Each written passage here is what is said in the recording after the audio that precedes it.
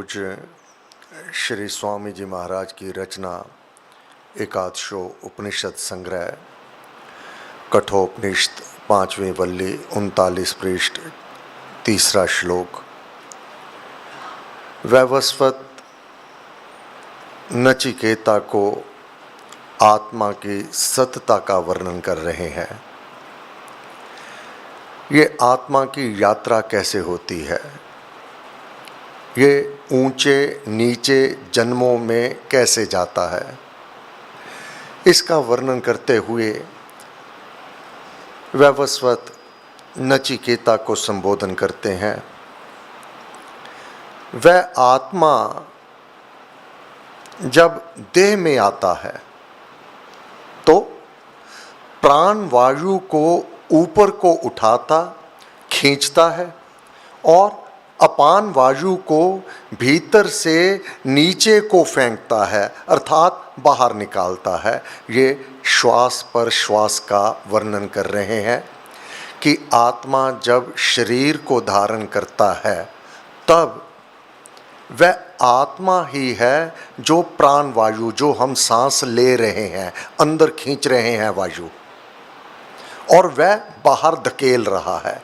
वह स्वयं लेता है और धकेलता है। यह जो प्राण चल रहे हैं ये शरीर के कारण नहीं चल रहे। शरीर में बैठा वह स्वामी आत्मा है, ये उसकी सेवा में लगे हुए हैं, उसको यह पोषण कर रहे हैं।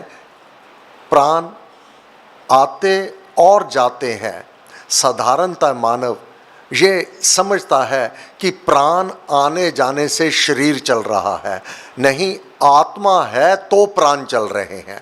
एक आत्मा बाहर निकलने का ऐसा निर्णय कर लेवे, ये प्राण और अपान ये दोनों तुरंत बंद हो जाएंगे। ये आत्मा के लिए कार्य कर रहे हैं, शरीर के लिए नहीं कार्य कर रहे। ये शरीर जीवत आत्मा के कारण है। ये जितने कर्मकलाप हो रहे हैं वह सब आत्मा के कारण हो रहे हैं।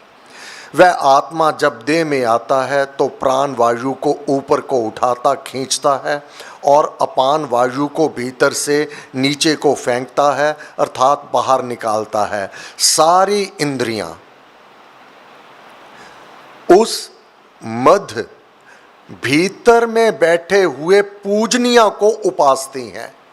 वो जो भीतर गुफा में बैठा हुआ है आत्मा, ये उसकी उपासना करती हैं, उसकी सेवा करती हैं, दिन रात उसी कार्य में लगी रहती हैं। उसके वश में रहकर कार्य करती हैं। ये आत्मा के वश में है ये इंद्रियां। एक आत्मा बाहर हो जाए तो इनका नियंता, इनका चालक बाहर हो जावे, ये इंद्रियां कुछ भी नहीं कर पावेंगी। आगे महाराज लिख रहे हैं, इस पूजनीय देह में रहने वाले, अब ये पूजनीय देह किस लिए है जो हम इतना आदर सम्मान देते हैं? देह को चरण स्पर्श, मस्तक स्पर्श, मस्तक नमन, ये सब इस आत्मा के कारण है। ये देह भी पूजनीय हो जाती है जब, क्योंकि यह शिव स्वरूप है जब तक आत्मा भीतर है। देही आत्मा का जब वह देह से फिसलता व छूटता है, जब देह का त्याग करता है, तब देह में क्या शेष रहता है? अर्थात कुछ भी नहीं रहता। यह वही आत्मा है। कोई भी मनुष्य ना प्राण से जीता है ना अपान से। प्राण जो वायु अंदर गई, अपान जो वायु हमने बाहर निकाली, किंतु सभी मनुष्य दूसरे से, दूसरा कौन? आत्मा से। आत्मा से जीते हैं कि जिसमें वह प्राण अपान दोनों आश्रित है। ये प्राण और अपान, ये सांस लेना देना जाना, ये आत्मा के आधारित है। प्राण अपान अर्थात श्वास पर श्वास वास्तव में जीवन का सारा साधन नहीं है। ये जीवन केवल प्राण आने जाने के कारण नहीं चल रहा कि सांस चल रहे हैं। मनुष्य का जीवन आत्मा के आश्रित है, वह प्राणों के आश्रित नहीं है। आत्मा है तो प्राण है, अगर आत्मा नहीं है तो प्राण नहीं है। श्वास प्रश्वास भी आत्मा के आश्रित है। आत्मा जब देह में होता है तभी ये आते जाते हैं।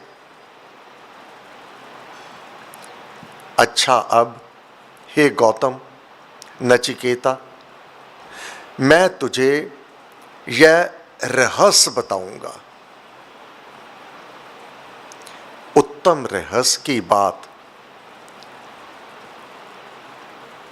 प्रेमी को, आश्रित को, जिसमें विनम्रता है, जो जिज्ञासु है, उसको ही बताई जाती है। गीता सिद्धांत है।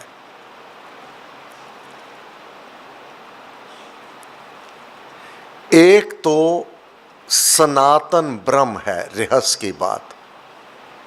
सनातन ब्रह्म सबसे पुरातन।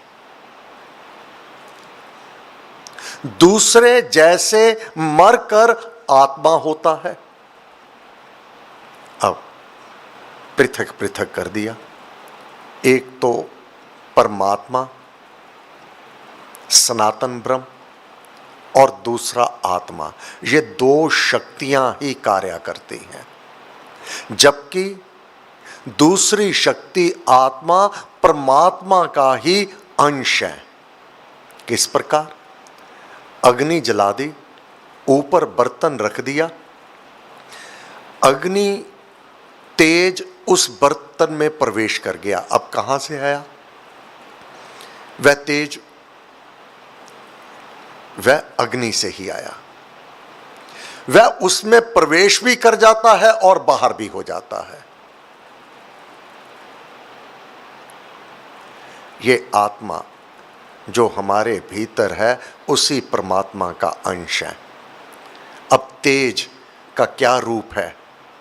कुछ भी नहीं, वह शक्ति है जो अनुभव की जाती है। सनातन ब्रह्म है और दूसरे जैसे मरकर आत्मा होता है।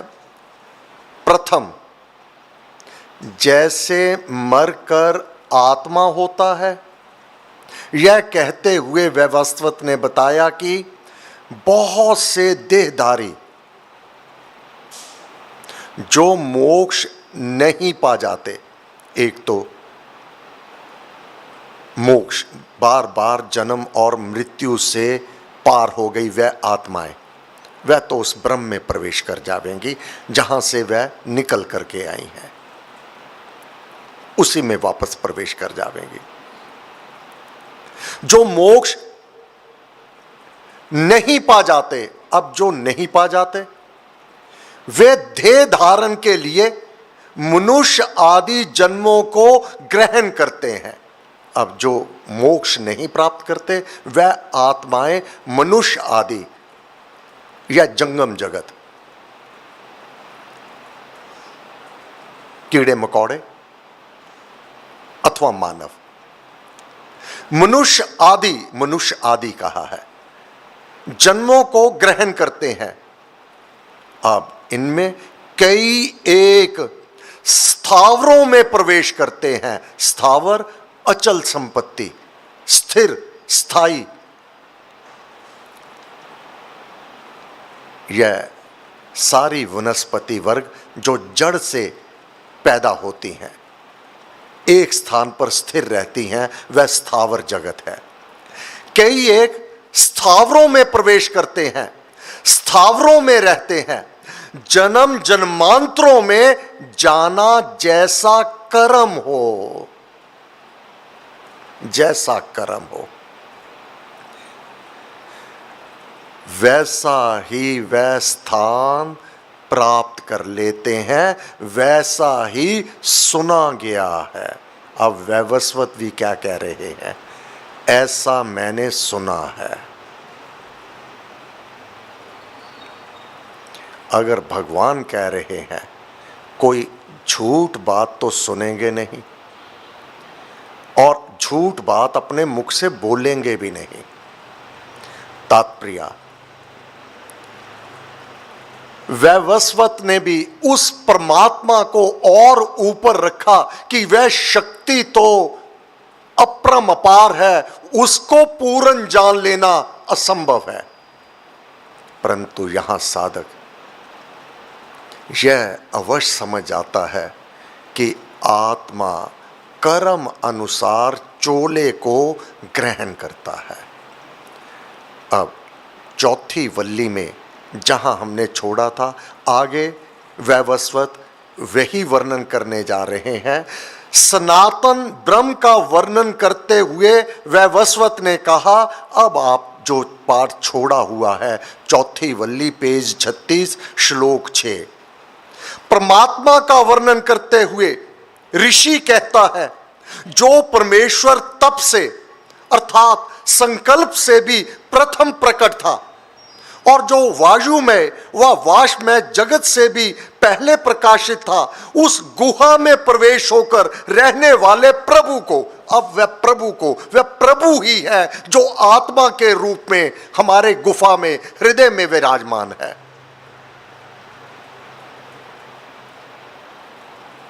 जो सारे भूत प्राणियों का पालक देखता है, निश्चय से ये आत्मा वह है, उसी ब्रह्म का अंश है ये,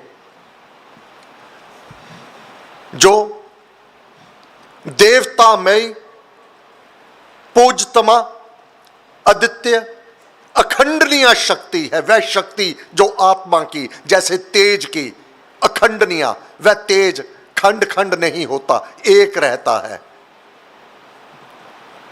जो प्राण से जगत के जीवन से जानी जाती है, वह शक्ति प्राण से जानी जाती है।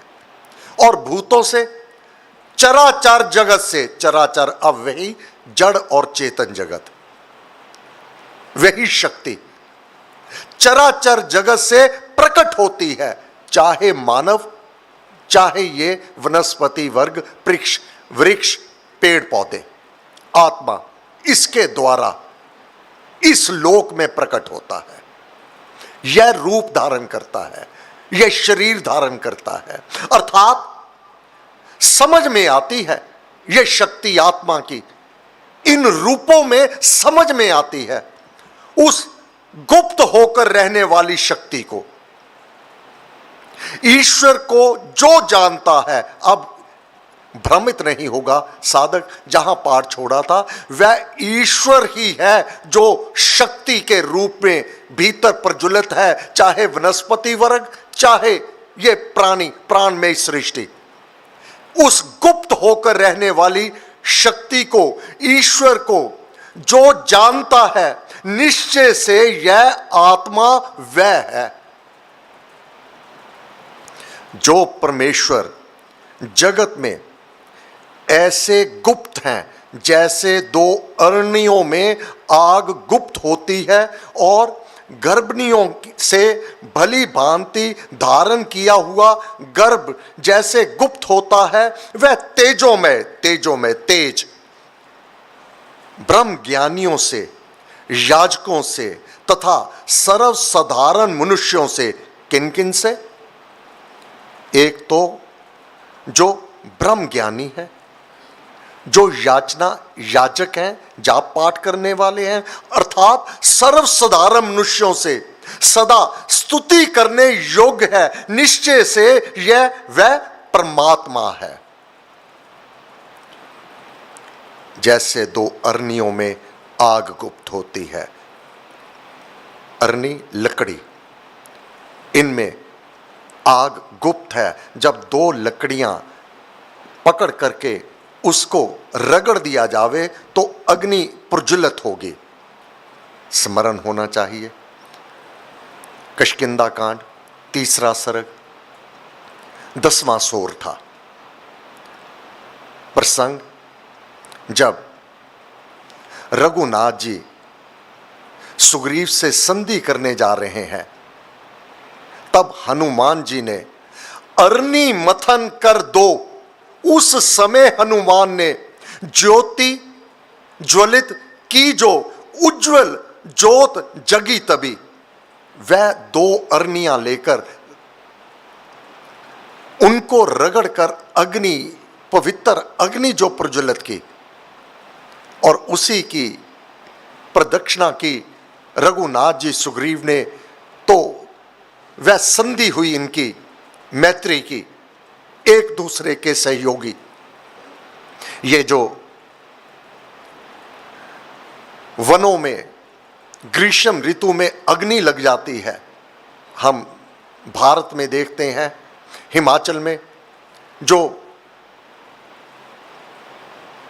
वनों में अग्नि लग जाती है, ऑस्ट्रेलिया में, अमेरिका में कोई माचिस लेके जाके अग्नि नहीं लगाता। हवा चलने से जब सूखी 2 लकड़ियां आपस में रगड़ खा जाती हैं, वह अग्नि प्रज्वलित होती है, लाखों एकड़ वह जंगल को भस्म कर देती हैं। वह परम पावन, परम पवित्र अग्नि। ये क्यों? साधारण मानव की दृष्टि में तो यह हानि हो रही है। परमात्मा की दृष्टि में उन वृक्षों को जो जलाया है परमात्मा ने, उनकी जूनी को काटा है, उनकी जूनी समाप्त की है, उनका समय पूरा हो चुका है। जो परमेश्वर जगत में ऐसे गुप्त है जैसे 2 अरनियों में आग गुप्त होती है, वह परमेश्वर उसमें है और उसका कोई कार्य भी अशुभ नहीं होता, वह मंगल के लिए ही कार्य करती है। वह जो आत्माएं वह उस जंगम स्थावर जंगम को छोड़कर स्थावर जगत में प्रवेश कर चुकी हैं, वह कार्य उनका पूर्ण हो गया। वह जो उनसे कार्य लेना था उन्होंने किया, अब उसकी जूनी कट रही है। हे गुरुदेव, आपको बार बार नमस्कार, नमस्कार, नमस्कार, नमस्कार। आज बुधवार, इस समय इसी हॉल में अखंड जाप आरंभ हो जाएगा।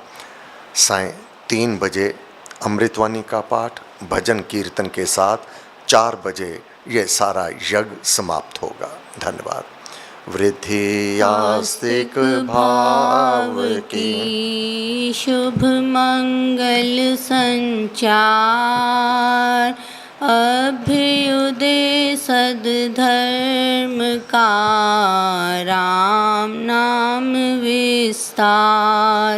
वृद्धि आस्तिक भाव की, शुभ मंगल संचार, अभ्युदय सद्धर्म का, राम नाम विस्तार।